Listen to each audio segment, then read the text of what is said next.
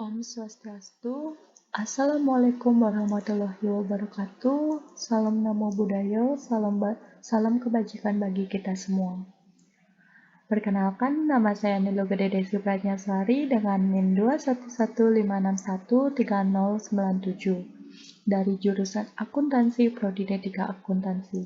Di sini saya akan menjelaskan PPT yang saya buat sebagai tugas akhir dari mata kuliah aplikasi komputer dengan dosen pengampu yaitu Bapak Ika Terswintana Eskom MT. Tema yang saya ambil dalam PPT ini yaitu kanker payudara. Baiklah, di sini saya akan mulai. Apa sih itu kanker payudara? Kanker payudara merupakan suatu jenis tumor ganas yang berkembang pada sel-sel payudara.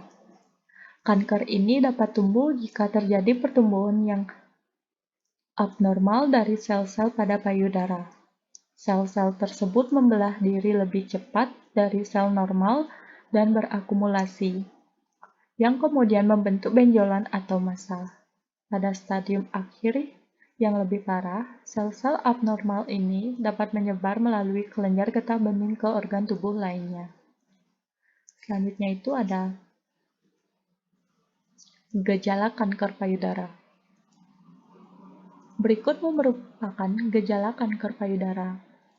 Yang pertama ada benjolan atau pengerasan pada payudara yang berbeda dari jaringan sekitar.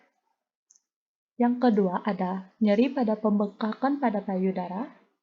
Yang ketiga ada perubahan ukuran, bentuk, atau tampilan dari payudara. Yang keempat ada darah keluar dari puting payudara. Yang kelima ada pengelupasan kulit di sekitar puting payudara. Yang keenam, puting tertarik masuk atau retraksi atau inversi ke dalam. Yang ketujuh ada kemerahan atau pembesaran pori-pori kulit payudara yang menyerupai kulit jeruk. Yang kedelapan ada perubahan pada kulit payudara seperti cekungan. Yang kesembilan ada benjolan atau pembengkakan di bawah ketiak. Selanjutnya ada penyebab dan faktor payudara. Penyebab kanker payudara terjadi akibat pertumbuhan abnormal dari sel-sel pada payudara. Pertumbuhan abnormal ini diduga disebabkan oleh mutasi gen yang diturunkan secara genetik. Selanjutnya itu ada faktor. Ada beberapa faktor risiko yang diduga menjadi pemicu kanker payudara. Di antaranya, yang pertama ada jenis kelamin wanita jauh lebih tinggi dibandingkan pria. Yang kedua, belum pernah hamil sebelumnya. Yang ketiga, kebiasaan merokok atau minum minuman beralkohol. Yang keempat ada riwayat kanker payudara pada diri sendiri pada salah satu payudara. Yang kelima, riwayat kanker payudara pada nenek, ibu, tante, adik, kakak, atau anak sekandung. Yang keenam ada penggunaan alat kontrasepsi hormon dan terapi hormon setelah menopause. Yang ketujuh ada mulai menopause pada usia lebih tua yaitu setelah usia 55 tahun. Yang kedelapan ada kelebihan berat badan atau obesitas. Selanjutnya itu ada jenis kanker payudara. Yang pertama ada karsinoma ductal in situ. Ini merupakan jenis kanker payudara non-invasif yang bermula di dalam jaringan saluran susu atau ductus. Kondisi ini tidak mengancam nyawa dan masih bisa disembuhkan. Namun, bila terlambat mendapat penanganan, kondisi ini bisa berkembang menjadi kanker payudara invasif. Yang kedua ada karsinoma lobular in situ. Ini terjadi karena adanya pertumbuhan sel abnormal di jaringan lobulus payudara. LCIS dikenal juga dengan nama neoplasia lolubar. Meski abnormal, penyakit ini tidak termasuk kanker. Namun bila Anda diagnosis penyakit ini, Anda berisiko mengalami kanker payudara invasif pada masa depan. Selanjutnya yang ketiga ada karsinoma lobular invasif. Ini adalah jenis kanker payudara yang paling umum terjadi. American Cancer Society menyebut 8 dari 10 kanker payudara termasuk ke dalam tipe ini. Jenis kanker ini dimulai dari bertumbuhnya sel-sel kanker di saluran susu atau ductus. Dari lokasi tersebut, sel kanker mengganas sehingga menerobos dinding saluran dan akhirnya menyerang jaringan payudara lain di dekatnya. Dari sana, sel kanker dapat menyebar ke bagian tubuh lain melalui sistem getah bening dan aliran darah. Yang keempat ada karsinoma duktal invasif.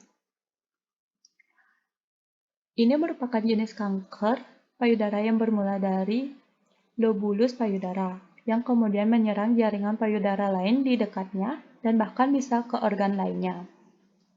ILC bisa terjadi pada wanita berusia berapapun, tetapi kasus ini lebih sering ditemukan pada wanita berusia 45-55 tahun. Adapun sebanyak 1 dari 5 wanita mengalami kanker jenis ini pada payudaranya. Selanjutnya itu ada persentase kematian akibat dari kanker payudara. Diagram di samping menunjukkan persentase kematian akibat dari beberapa penyakit yang ada di kalangan masyarakat, terutama pada wanita. Seperti penyakit kanker payudara yang menduduki tingkat paling tinggi sebesar 41%. Selanjutnya di posisi kedua ada penyakit kanker leher rahim atau serviks sebesar 31%, penyakit ovarium sebesar 17%, kolorektal atau usus dan rektum sebesar 6% dan tiroid sebesar 5%. Persentase atau angka di samping ini bisa berubah kapanpun.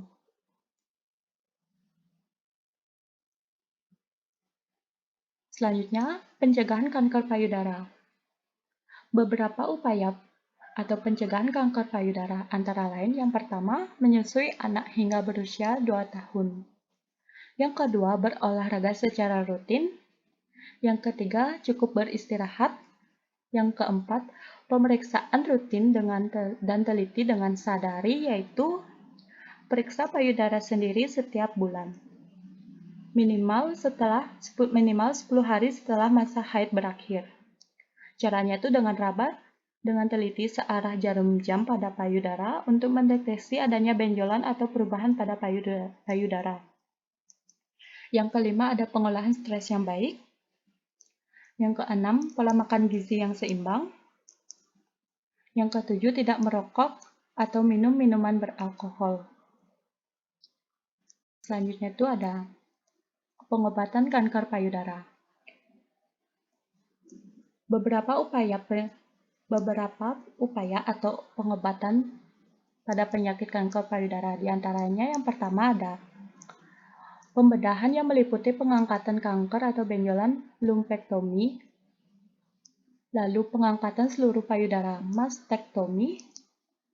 Selanjutnya ada pengangkatan jumlah terbatas dari kelenjar limfe atau sentinel node biopsi, atau pengangkatan beberapa kelenjar limfe atau axillary lymph node dissection. Yang kedua ada radioterapi yang dilakukan dengan menggunakan energi sinar X dan proton untuk mematikan sel-sel kanker. Yang ketiga, kemoterapi yang dilakukan dengan menggunakan obat-obatan tertentu untuk mematikan sel kanker. Yang keempat, terapi penghambat hormon jika kanker diketahui sensitif terhadap hormon estrogen atau progesteron.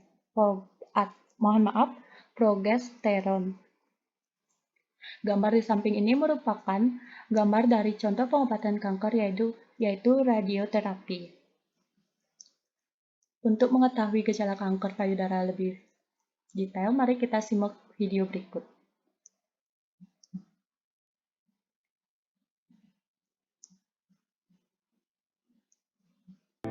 Kanker payudara jadi penyakit mematikan yang banyak merenggut nyawa wanita. Sebelum terlambat, moms perlu mengetahui gejala awal kanker payudara. Hati-hati, ternyata tandanya bukan selalu benjolan.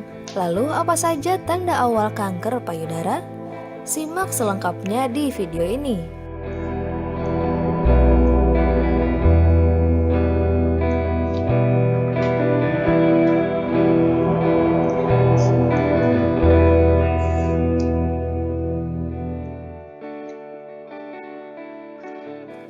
1. Perubahan tekstur kulit payudara. Perubahan tekstur kulit ini disebabkan peradangan pada sel-sel kulit payudara. Beberapa perubahannya diantaranya kulit bersisik atau sangat kering di sekitar puting atau areola, kulit di bagian payudara menebal, terkadang penderita juga mengalami gatal.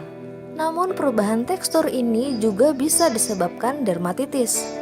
Maka sebaiknya periksakan ke dokter jika moms mengalami hal ini. 2. Keluar cairan dari puting. Cairan yang keluar dari puting padahal tidak sedang menyusui juga bisa jadi tanda kanker payudara tahap awal. Cairan tersebut bisa encer maupun kental. Warna juga bisa bervariasi mulai dari bening, keruh putih mirip susu, kuning, hijau, atau kemerahan. 3. Nyeri payudara. Kanker payudara bisa mengubah sel-sel kulit. Perubahan ini pun bisa memicu rasa sakit, nyeri saat ditekan, dan sangat tidak nyaman. Bahkan ada yang menggambarkan rasa nyeri ini seperti panas mirip terbakar.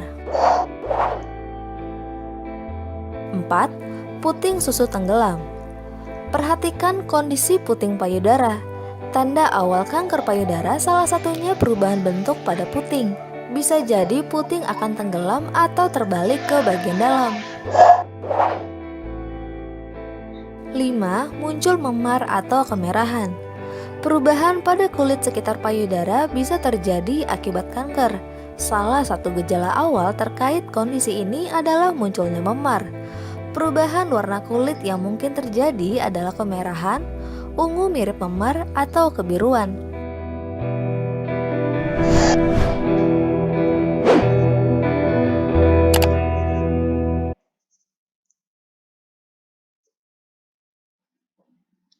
Sekian video yang bisa saya tampilkan. Terima kasih atas waktu dan kesempatan yang diberikan.